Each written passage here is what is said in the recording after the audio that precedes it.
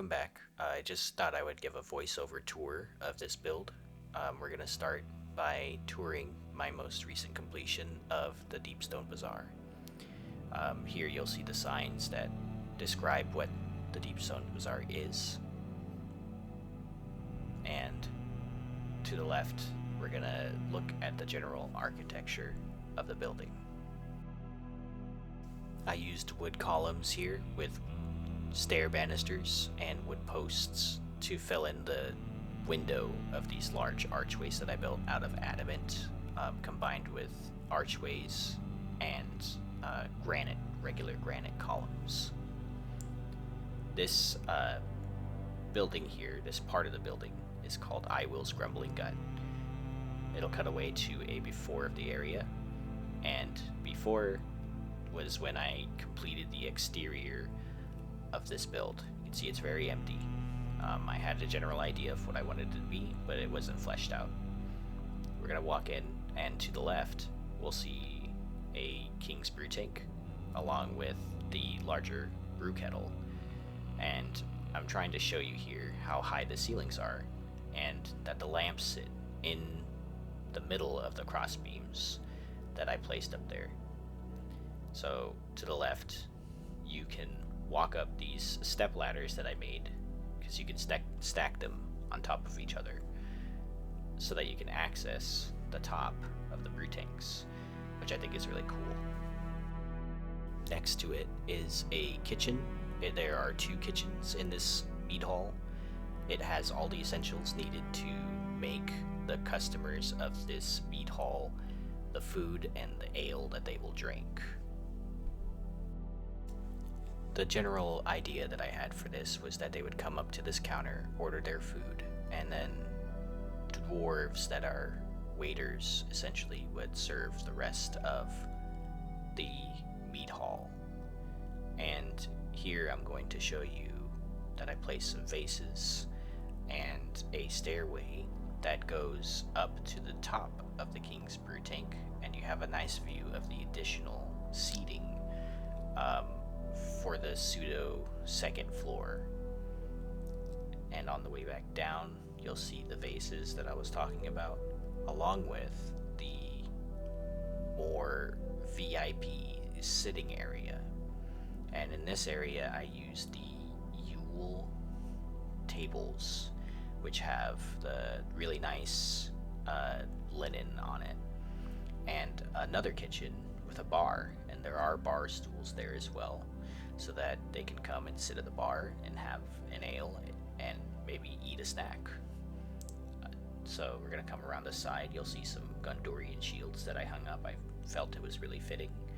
And again, all of the things that will be needed to make some food for all these dwarves. And I wanted to reiterate that this is all based on my streaming group, and the person that this is named after, Eiwyll, actually dies very frequently from starvation. So I thought it would be really funny and ironic to include him in my build as a restaurant owner, and that restaurant being unironically the best restaurant in the upper city. And what I just got done showing you here was the additional sitting area, and coming out the back is a natural pathway that I adorned with walls and lighting that goes up to the rest of the bazaar. So you're gonna see the bazaar before it was filled in with all of the stalls and furnished with all of the banners. I really emphasized the really tall makeshift archways with the columns. This stall right here that I'm showing you, it's old footage. I called it Balance Forge Works originally. That name has changed, and I will show you in a bit. So this back area as well, there's a really awkward facade that I didn't know how to work into the build, and there was some unfinished walls right here on the side, and that pile of dirt that sticks through the ground, and you'll see how I reworked it in a second here. So here it is. And the first stall that's on the left, after I finish showing you all of these banisters and flags, is BattleHammer's Brews. BattleHammer is the friend of my good friend Axbeard, and also my friend as well, I consider him. He sells ales and brew skins on tap so that people can walk around the bazaar and have a drink, or even take some home. This next stall is Sleepy's Potions and Gems. She is at noliablue here on YouTube, and I gave her a hanging bookshelves and scroll shelves with a rune table and workbench. I believe that Sleepy in my world runs a stall where she does runic enchantments and makes potions, aka a box. This next stall is Mereak's Cutlery, and in our streaming group we call the orc keys forks, and a running joke is that essentially we break down the chest without using the orc key, and Mereak hates that. He is also here on YouTube at Mereak. So this next stall is the finished AxbeardXIII's hunting gear, and he is here on YouTube as well. He gave me some of his gear so that I could put on to the stall: his mithril halberd with a chilling rune and his iconic set of armor. He has all of the works that you need to go out hunting. He has crossbow bolts and extra gear. Axbeard is a hunter IRL, so I felt it was really fitting to have that. I'm just showing you really quickly some more of the woodwork before I show you Strider's hardware. He is also here on YouTube, and I imagine that he sells the goods that you need to go out mining and building. He has building materials, he has pickaxes, he has hammers, and a chest full of building materials, stone, granite, adamant. And coming up here, up the staircase, is my stall. So some lore here.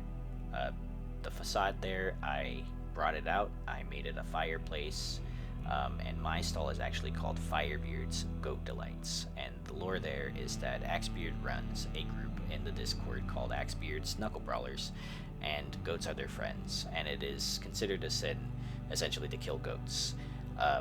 And I made it a point of the joke here to only serve exclusively goat stuff.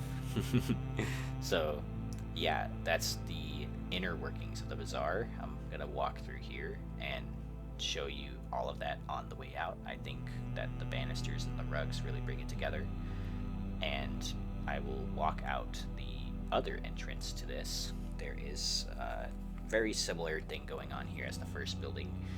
Railings that have flags with the trade signs on them, and down the staircase is a shortcut bridge that I built, and you can walk through it. It has archways to look out to the rest of the bazaar, and this is a most recent update that I just cut to just now.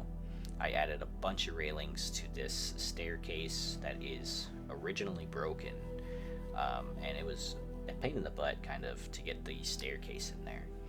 So now it is fall proof. You should not be able to fall to your death, and it comes to the very front of the bazaar. And in this area, which is just adjacent to Eiwyll's Grumbling Gut, is a fire pit that I took some inspiration from Mereak and Axbeard and others who came up with the idea on stream one day. It has hearths in it with coal pallet. So essentially you place the coal pallet first, then the hearth, and then fill it up with coal. And I made my own version of it.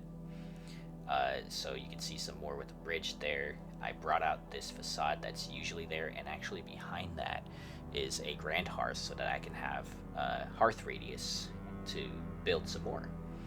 So yeah, from here it's the bottom of the staircase that also goes up to the bazaar. So there are multiple access points, multiple ways to get to other places. You're not locked to just one area. This last portion here is the overall view of the bazaar itself, so you are able to see everything that I've done. The work that I did on the roof, the statues that I placed up there, the lamps, the other statues that are the lantern holders on the other side, all the flags and trade signs that they put on the front to indicate that all of the guilds are there selling stuff. The bridge to the right with a statue of Durin on top, and you can see some of the railings as well. So yeah, I hope you guys really enjoyed this tour.